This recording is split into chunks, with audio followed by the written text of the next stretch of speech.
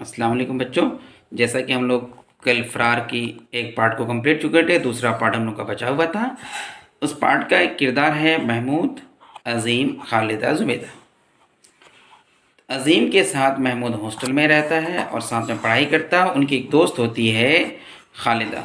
عظیم ہمیشہ خالدہ سے محمود کا مذاق اڑایا کرتا ہے، ان کی دوستی کا، کہ بھائی وہ تم کو تاکتے رہتی ہے، جھانکتے رہتی ہے، تم کو پسند کرتی ہے، اور ایک تم ہو کہ ان کو بھاؤ نہیں دیتے ہو۔ کاش کہ وہ میرے طرف ایسا دیکھتی تو میں اپنا کلیجہ نکال کے اس کے سامنے رکھ دیتا۔ تمہارے اندر دل ہے کہ کوئی لکڑی کا ٹکڑا۔ عظیم ان محمود کو یہ ڈائلاگ دیتا ہے۔ اور ایک دن وہ لوگ ریسٹورینٹ جانے کو تیار ہوتا ہے کہ چلو نمائش کا بھی جائیں گے اور وہیں سے ہم لوگ ریسٹورینٹ بھی جائیں گے، اور تم اپنی کسی ماں پارا کو لے کے آنا، دیکھیں تو آزما لینا ہم کو۔ عظیم فاتحانہ انداز میں بولتا ہے کہ ٹھیک ہے، سوچ لو۔ تو محمود بالکل ایک فاتحانہ انداز میں جواب دیتا ہے کہ ایک بار میں جو بول دیا اس سے پھر پیچھے نہیں مڑتا۔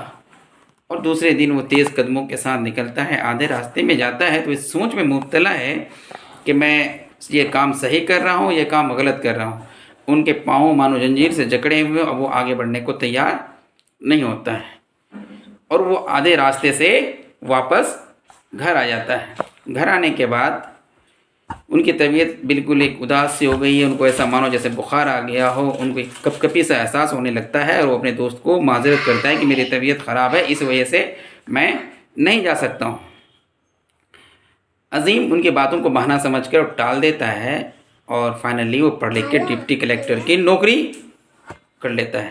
جب وہ ڈپٹی کلیکٹر بنتا ہے تو اب ان کو گھر ان کو کاٹنے لگتا ہے، اور ان کو ویرانی ایک عجیب سی لگتی ہے، اور وہ شادی کرنے کو تیار ہوتا ہے۔ اور زبیدہ نام سے ایک لڑکی ہوتی ہے جس کو ہم نے بتایا، زبیدہ سے وہ نکاح ہوتا ہے۔ عقد ہونے کے بعد رخصتی کے لیے یہ ڈیٹ طے ہوتا ہے کہ جب وہ میٹرک کا ایگزام دے گی، امتحان کے بعد ان کی رخصتی ہو جائے گی۔ اور جب وہ رخصتی کے لیے اچھے نمبر سے کامیاب ہو جاتی ہے، اور وہ بالکل پھر 2 ماہ کی طویل چھٹی لیتا ہے اور رخصتی ہوتی ہے، معزز لوگوں کو بلاتا ہے، شادی دھوم دھام سے ہوتی ہے۔ اور شادی کے بعد جب وہ جنانہ خانہ میں ان کو لے جایا جاتا ہے تو وہ بالکل ایسا ہو گیا ہو جیسے وہ کوئی گونگا انسان ہو، ان کے منہ سے آواز نہیں نکلتی ہے، ان کے حرکت کو بالکل حرکات و سکنات بالکل سانت ہو چکے ہیں، وہ کسی بھی طرح سے کوئی بات کرنے کو تیار نہیں ہوتا ہے۔ ایسا ہوتا کیوں ہے، اس کو سمجھنے کی اصل میں ضرورت ہے، کیونکہ محمود کی ماں ایک کرخت مزاج کی عورت ہوتی ہے، مرد کے ساتھ ان کا رویہ بالکل اچھا نہیں ہوتا۔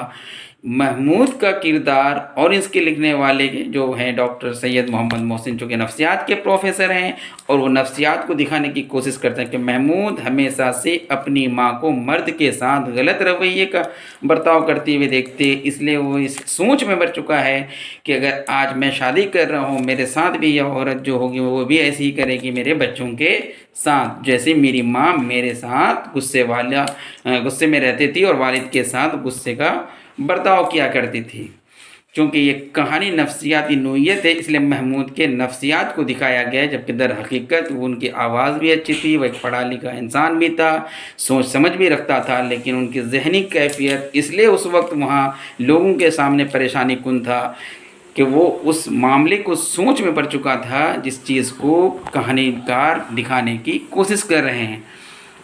ان کے سسرال والے، ان کے آس پڑوس سب پریشان تھے کہ بھئی اچھا بھلا انسان ایسا کیوں ہوا۔ تو کہانی کا کلائمیکس یہی تھا کہ نفسیاتی نوعیت کی کہانی ہے، لکھنے والے جو اس کے محسن صاحب وہ نفسیات کے پروفیسر تھے، اور کہانی فرار ایک نفسانیت کی کہانی ہے۔ افسانہ فرار میں محمود کی کہانی کو نفسیاتی کریکٹر کے طور پر دکھایا گیا ہے۔ شکریہ۔